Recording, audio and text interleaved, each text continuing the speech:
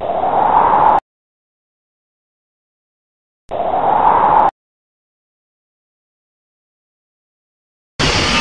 one here, I'm just finishing up. It's my most recent piece. And this actually has everything to do with the environment. And again, the whole interplanetary goddess theme. It's got a lot of different, it's got a lot of different stories kind of tied into it.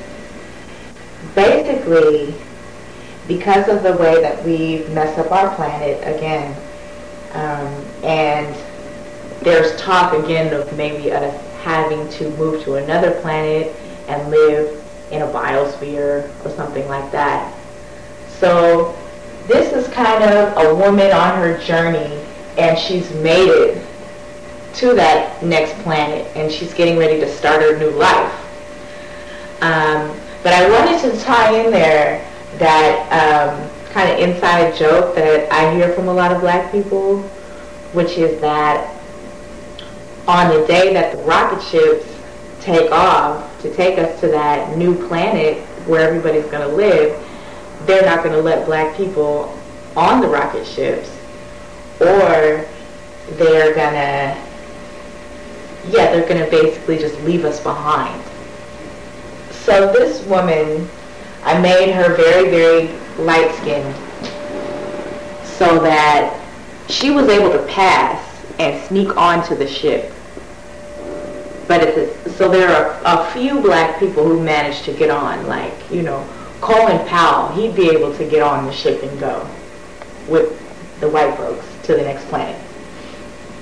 But she's still very much in solidarity and identifies with her black brothers and sisters that couldn't get on the ship. So her tattoo is actually a dark-skinned warrior woman who fought to get black people onto the ship.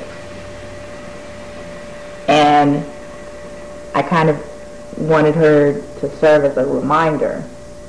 That's this woman's reminder to never forget where she came from and to always fight for her people. She's riding a giant dog, but the dog, in my mind, is more of a sloth. I studied sloths a few years ago, and I was really amazed to find out that they have entire ecosystems that exist in their fur. They've got algae that grows underneath their fur, and they've got all sorts of little moths and insects that eat the algae, and that's how they exist. They just live on a sloth. And I think in a way, I feel like human beings, that's what we do. We exist on this planet, and we have our whole little ecosystem here. And when it dies off, we'll move to another planet and exist on that planet. So that's why I kind of have the flowers growing out of the dog's head. It's just sort of like there's a whole other life on his body that maybe we don't even know about. So